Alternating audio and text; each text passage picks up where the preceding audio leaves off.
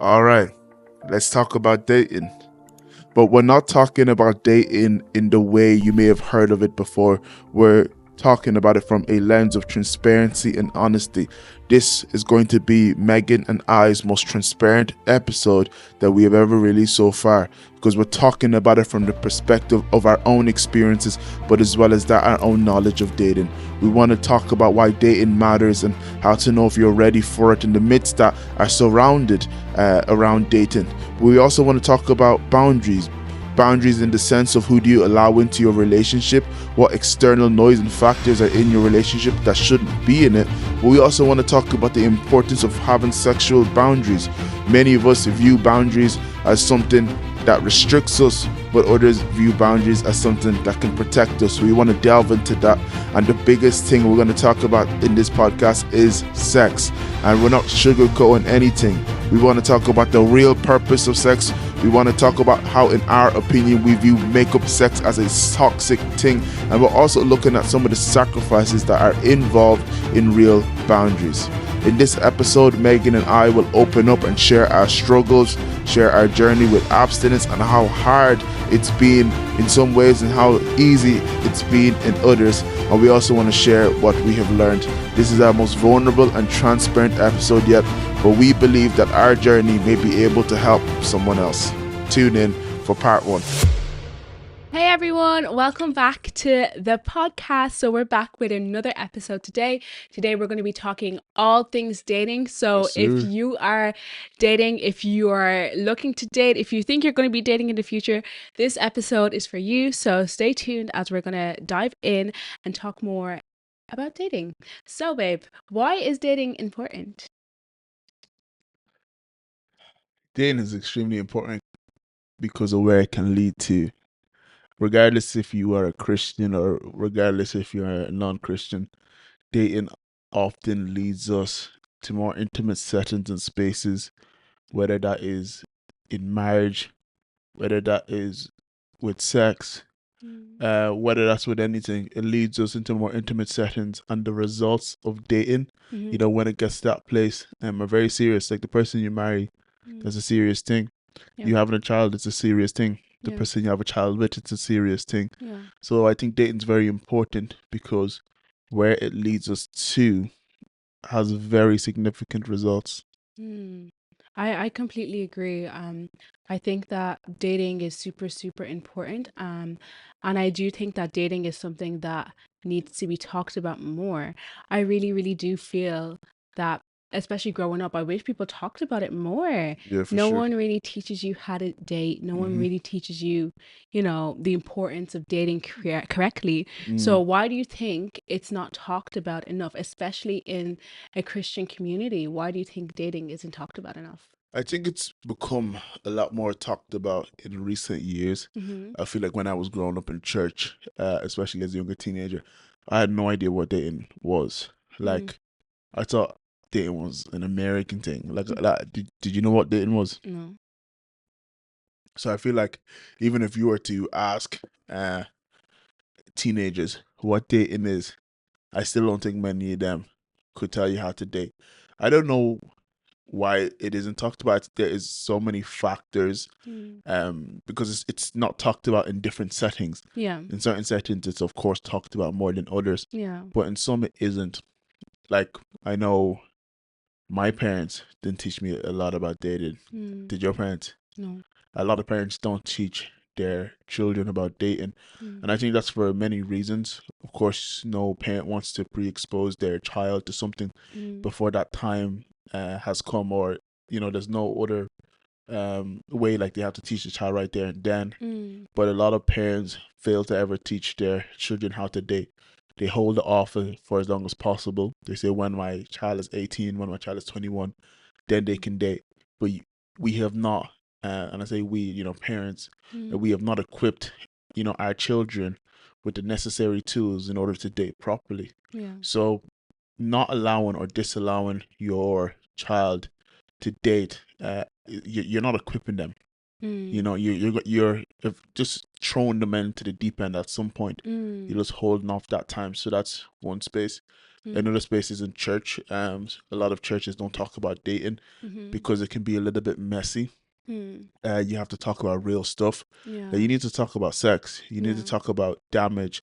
You need to talk about trauma. You need to talk about biblical dating. Like you really need to go deep when you talk about dating. Yeah. In certain settings, like you can't, you know, fluff around. Yeah. You really need to go deep. And I think also we exist in a culture that we don't really know what dating is. Like I don't think many people date correctly. Granted, What would you consider dating correctly to be, or what is dating for you? Like, I know you had to come to that conclusion, mhm, like yourself, because you weren't really taught it, but like now, what would you say dating is? I would say dating is kingdom dating. Mm. We often say that when you date, it's with the intention for marriage. Mm.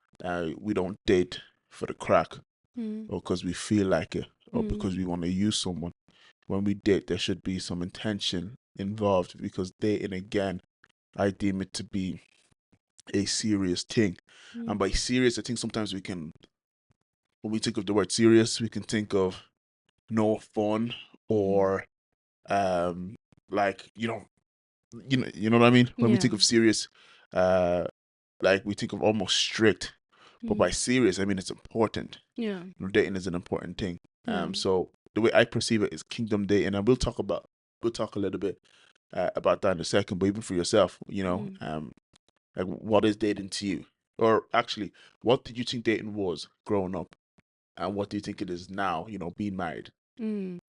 Growing up, I would have just thought dating is like, you like somebody, they like you go out to a few places, go to the cinema, go out to eat, like get to know each other a bit more. Um, and then you kind of see if you like each other, and then by maybe date three, your boyfriend and girlfriend, and la di da, dating. That's kind of what I thought. And now that I'm married, I would say dating is something that would keep our marriage like alive. It's what keeps it healthy Mm. now. Because we know each other, but I feel like there's always more to get to know. Like I feel like I'm still discovering parts of you. And when we date and when we spend intentional time together, it opens space to allow those conversations to happen and those things to happen. It allows space for us to, bond and be closer. So yeah, right now that's what I would say dating is. I think I definitely had a very simple mind on what dating was before. Like I didn't think too deeply about it, but I definitely didn't know how to do it correctly. um and I think that's something that I really really wish I did know back then. So um what would you think of dating when you were younger? Like what was your opinion? I just thought dating was just going on dates.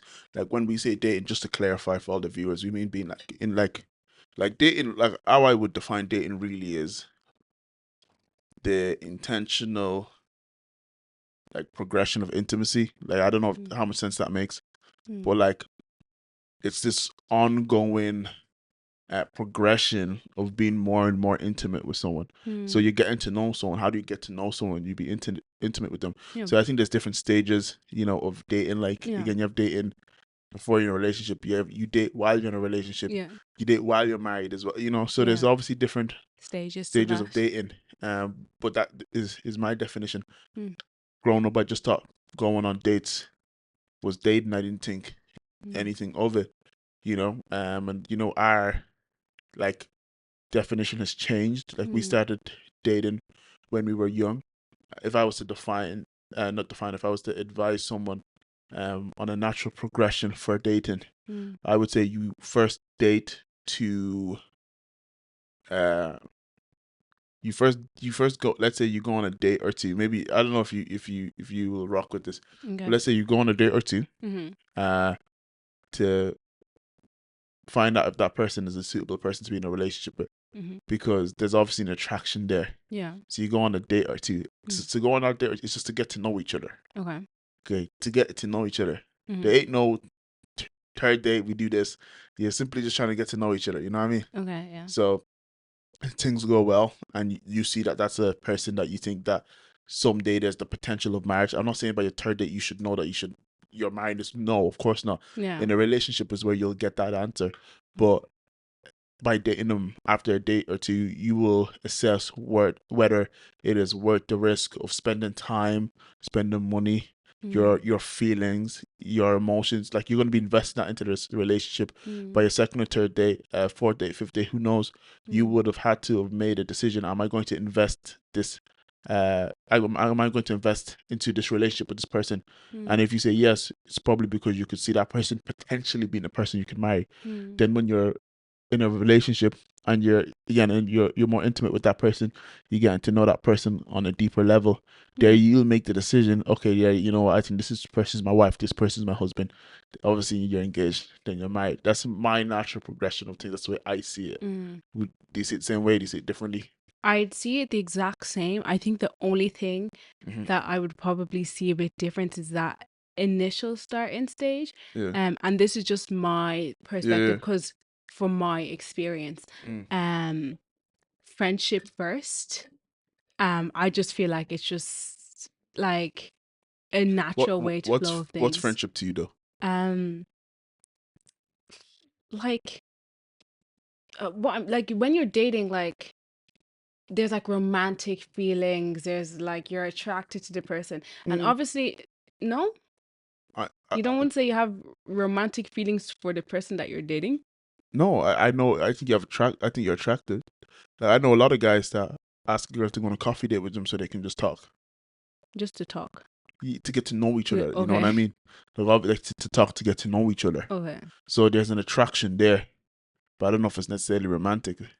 Hmm. I think you can date with the intention of getting to know someone. Hmm. I think so too, but Yeah. I like the idea of friendship first. I like the idea, and this is Mm. just me personally. Like I don't think it's a one size fit all. Like people can just date Your straight off lads the don't bat. get friend zoned. You don't know People what you're can talking just about. date straight off the bat, but I I think you can. yeah, I know you can, Yeah. but I like an Okay. Okay. initial friendships. Like Yeah. nothing's like we're Yeah. dating, but hey, Let we're me ask you a friends. question. Mhm. Some of you guys know our story. We started dating. You were 15. Mhm. I think I was 16. Mhm. And sorry, excuse me. We never told your parents. Yeah. We didn't feel like there was a need. Yeah. Your parents found out we were dating. It Yeah. wasn't like we were hiding it necessarily. Mm. Found out we were dating. We had to break up. Mm. If you were to go back in time, Mhm.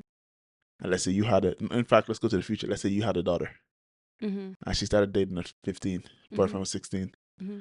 and you found out the same way you did. Mm. Would you allow your daughter to continue to date it, or would you stop it right there and then? Considering where you were at that stage in your life. I think that's a hard question to answer because I think that for me to be in that same situation, I'd have to be the exact same type of parent that my parents were to me. Do you get me? Don't overcomplicate it. I'm overcomplicating it because Yeah. I feel like the way I would parent my daughter and my child would be a bit different, that maybe potentially wouldn't be a secret, Okay. or she would have told me before it happened. And would you say, yeah, you're allowed to date at 15? I don't know. I'd have to discuss that with her dad.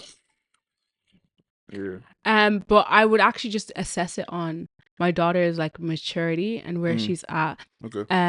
I can't say I'm like, yeah, 15 is right age, or Yeah, I know. 16. I Yeah. think it's just okay, like how mature is my daughter? How much do I trust her? Like where, like, what's our relationship like? And then I'm like, okay, who is the person she's dating? And let me get to know this person first. And then I can assess like, okay, yeah, or like, nah, you know? Yeah. No, I get you. Okay. Mm. In terms then, for what we call kingdom dating, Mm-hmm. which just means godly dating, Mm-hmm. because even though the Bible doesn't specifically tell us how to date, Mm-hmm. the Bible tells us a lot about how we should act. Mm-hmm. And a lot of that can also, of course, be implied for how we can act in relationships. Mm-hmm. So when it comes to kingdom dating Mm-hmm. and setting healthy boundaries, Mm-hmm. and these are boundaries in, like, I'm talking about in, like, boundaries between, let's say, your friends and your, I'm saying partner, but like your boyfriend, girlfriend, let's say, Mm. or even sexually, Mm-hmm. like we know that God calls us to abstain Mm-hmm. from any sexual interactions Mm. when you're unmarried. You Mm-hmm. know, Paul calls it sexual immorality, the only sin that sins against yourself. Mm-hmm. So even boundaries in that regard, you know, like how do you, my question really is for someone who's looking Mm-hmm. or who may need to be a little bit more strict on their boundaries. First, let's just say with friends. Mm-hmm. Like, do you think, because some couples may completely restrict themselves Mm. from all external, you know, weigh in or advice or, you know, Mm. but then some couples could be too open, Okay. you know, if either is a thing. Yeah. What advice would you give to someone, or what do you think is best in that regard? In regards of like them putting up boundaries Yeah, from other people. from other people, Yeah. I don't understand your question. So we can think of it like this. Okay, Uh-huh. we're married. Yeah. We have a certain boundary from how much external noise we allow into our relationship. Yeah. Some couples may be completely shut and allow no external noise in. Oh yeah. Some couples may have a very low boundary Yeah. and allow everything in. Okay. Yeah. What do you think works the best? Okay. So I hope that makes more sense. Yeah. No, it does. I was like, wait, what? Yeah. I would say, it's not good to not have people like external sources in your relationship. I actually think that can be unhealthy, right? But then it's also unhealthy to let everything and everyone have a way in and have a say in your relationship. So I think it's all about you know, having trusted people that you can go to, having wise counsel that you can go to, and you know that okay, I'm going to you with this situation about my, you know, relationship, trusting that this stays here and you give me the advice that I need. You know what I mean? So, and I think you and your partner having a an understanding that hey, like we don't allow things to fester in the dark in this relationship. Like we are open and transparent with the people that we need to be open and transparent with for us to thrive and be healthy. Because I feel like if you're completely hidden and you're completely keeping everything, if you're struggling in something, how are you going to get out of it if you don't get help, if you don't have accountability? Because it's like it's possible, but it's hard because if you're keeping it between yourself, there's a level of, I don't know, like you can have a level of shame, guilt that you're just hiding between yourself, and you might just need someone wiser. Might just need a third person to pull you out of that and to help, you know, in that. So I really do think that um to each on their own to manage it, but don't keep everything within, like, because I do think that's unhealthy to just keep everything like unlocked between you and your partner when you could have wise counsel to help you. I feel like it makes things harder for no reason, you know. um but yeah, like my advice would kind of be like have um open conversation with your partner about where you guys stand with allowing other people into your relationships. What's too much? What's too little? Like, what do you guys agree on? Right. And then I think, okay, let's say you agree on, okay, we can have this one person and that's it. And I trust that their advice and I'm okay with them knowing, then go ahead with that and stick to that and honor your partner in that. But yeah, I think the main thing is for you guys to be on the same page and then move forward with that Yeah. together. No, I agree. I think either or, they're two extremes. I think you need to Yeah. be in the middle. Yeah. I remember at a part of at some point in our relationship, I said to you, you need to get someone you can talk to, Yeah. because if, like, we all get the advice, keep things in your relationship to yourselves, keep the Yeah. fight in your relationship to yourselves, Yeah. and that's okay advice. Again, so I think you need to apply it with wisdom. That's okay advice. Reason I'm saying is things can get really toxic Mm. in a relationship, and if you don't have anyone to talk to, Mm. that's a problem.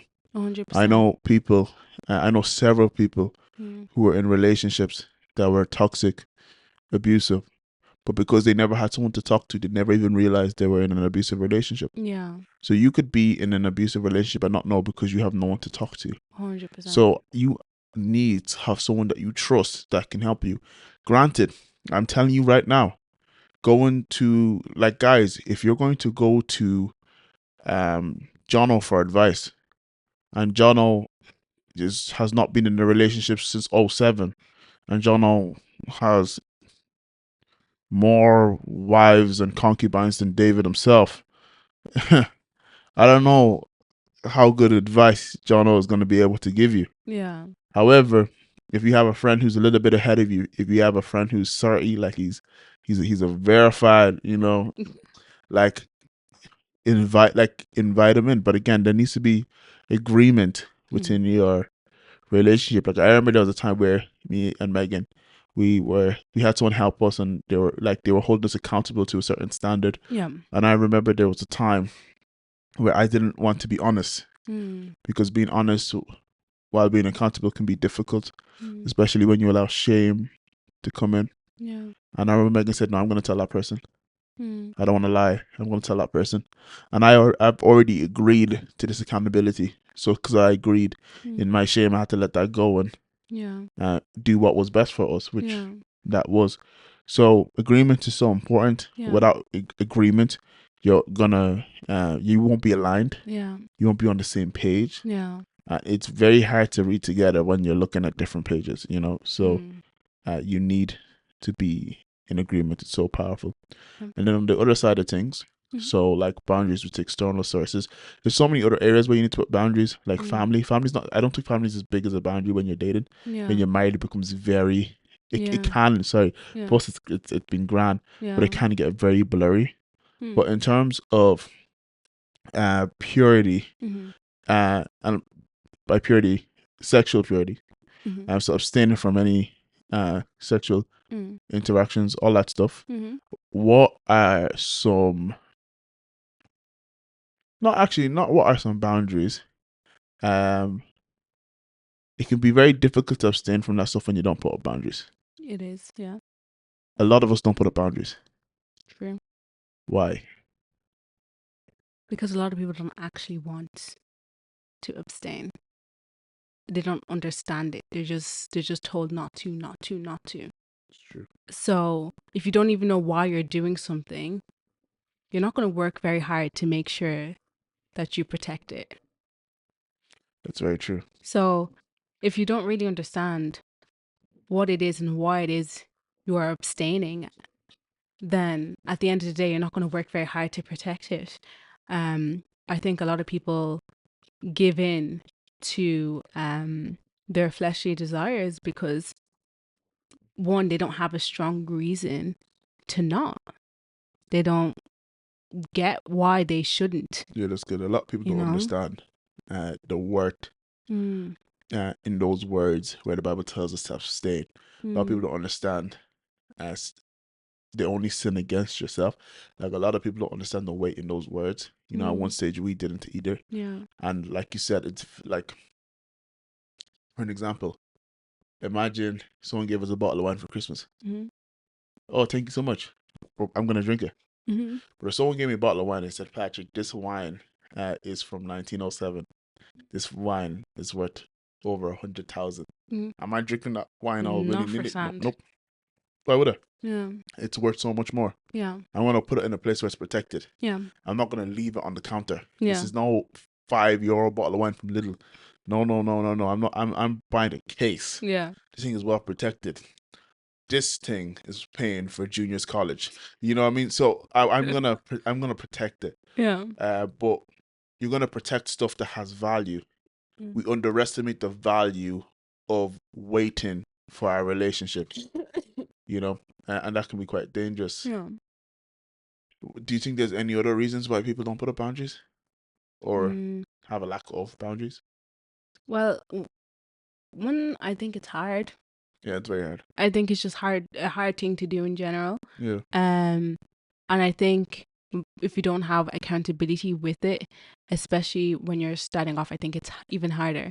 Because let's say it's something you've already like dabbled in, then you're just kind of like, why do I need to stop now? You're probably like, oh, I'm going to marry them anyways. Like, it doesn't really matter.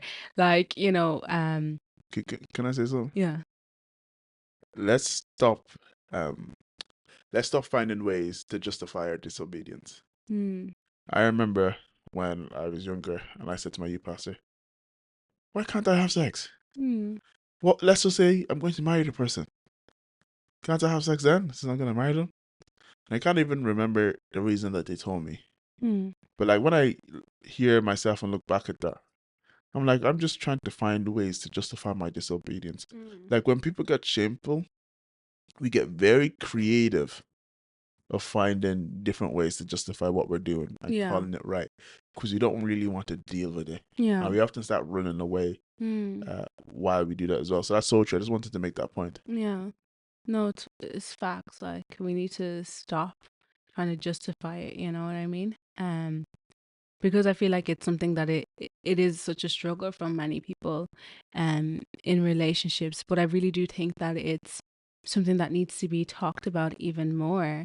You know, Yeah. like I think it needs to be highlighted more. Like, hey, like yes, this is a struggle, but there are redemption stories and Yeah. there's possibility for Yeah. change and for growth. And like, I feel like people don't realize having sex before marriage can actually hinder you and that person from actually being together.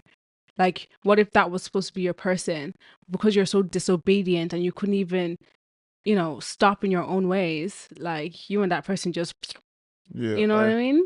Like, like first of the redemptive story, Hmm. we are the Yeah. redemptive story. And I heard once that sex is like a fire. Hmm. God created it. Yeah. Fire gives birth. Hmm. It also gives warmth. Mm-hmm. It also has the ability to purify. Mm. It also makes you feel cold. Like, like fire is actually a really good thing. Mm. However, a fire needs to be contained. The Mm. containment of this fire, right, which is sex, is Mm. marriage. Mm. Marriage contains sex. God created sex. Sex is a good thing. Yeah. If we also light a fire in our fireplace, we live in an apartment, so we don't have one, but let's pretend. If I was to light a fire, this place is going to feel really warm because I lit it in the fireplace. If I was to just light a fire and throw it onto the couch, Mm. would you start feeling cozy and warm? No, No. you'll feel scared Yeah. because that fire is it's not properly contained. Yeah. I've just lit it in an area which cannot contain this fire. Mm. And although it's going to feel warm, Mm.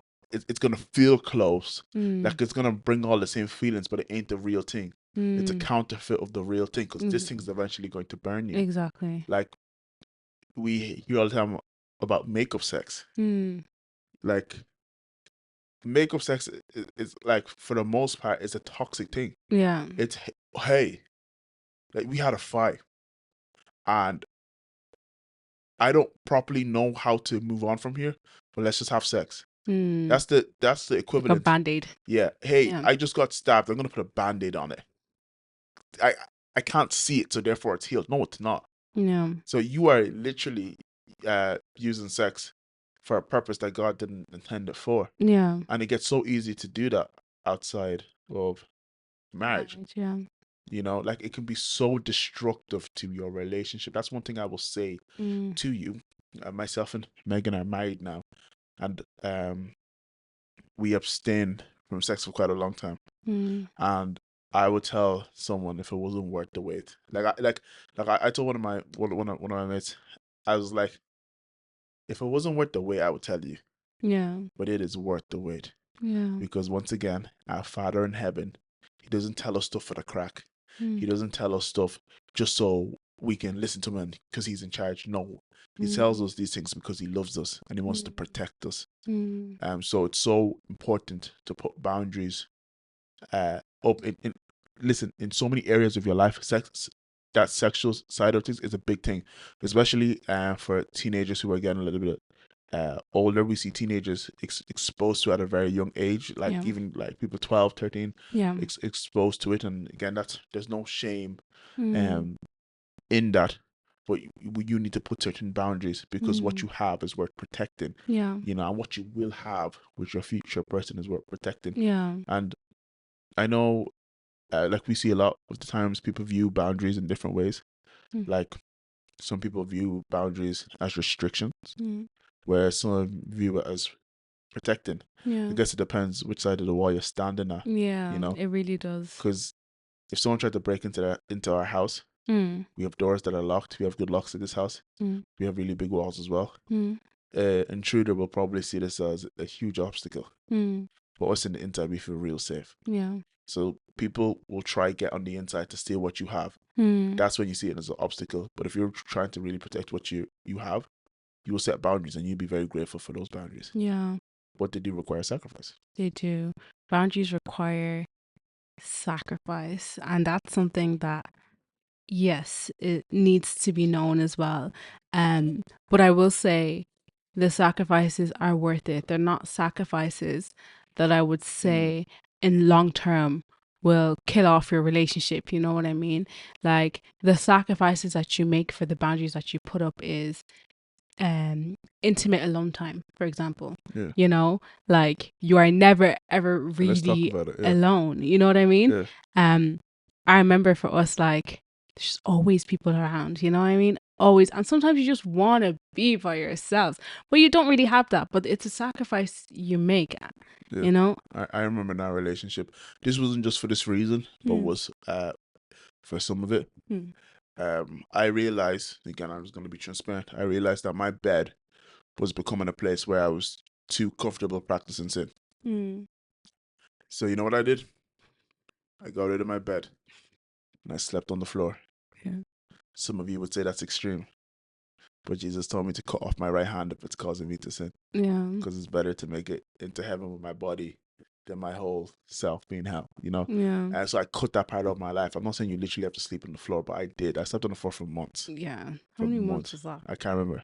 For months. And by the way, it transitioned. At first, I was on the floor, no mattress, no nothing. I literally just slept on the floor.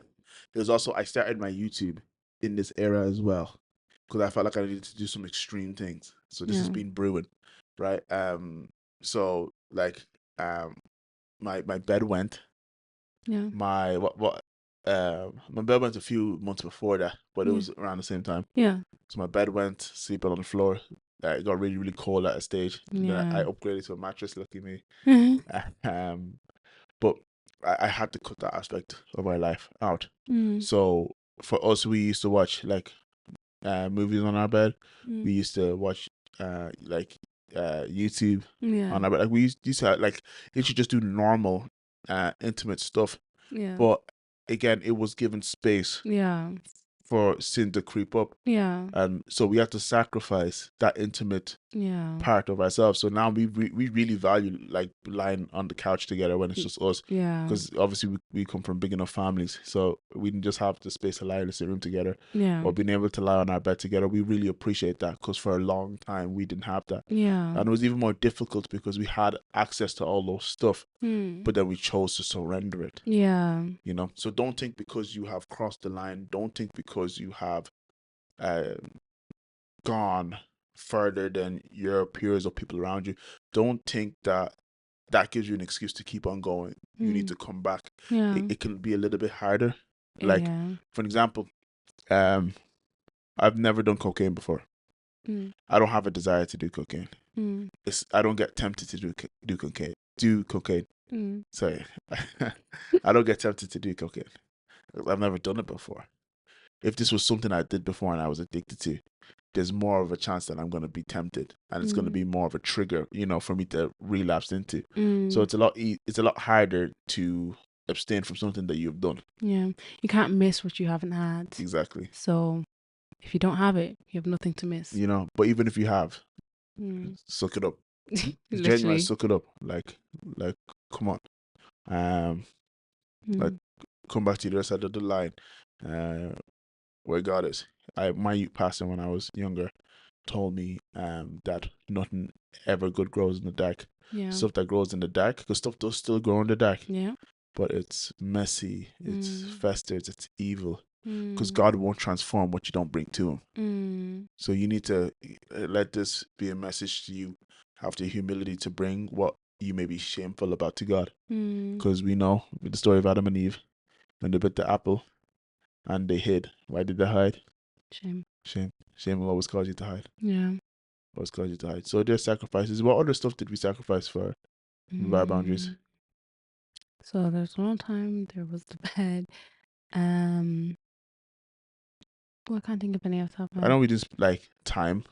Mm. You going home a little bit earlier. Oh yeah, time. Like there was times where we weren't the best at that, Yeah, but but a lot of the time it was like, okay, oh, we only got to spend a few hours, but oh, and I have to go because it's getting too late, or I can't be getting home like too late. yeah, Um, but then you miss the time that you could have spent together yeah, if you weren't absent or if you didn't care that much. And yeah, yeah, like there's a lot more rigidness in things, like yeah, instead of letting things flow naturally like you feel like they should, you have to put these things up to protect yeah, your relationship and to protect yourself. So yeah, like, yeah, I guess cutting things like short and being like, oh, okay, good night, yeah. like that's That's it, for sure.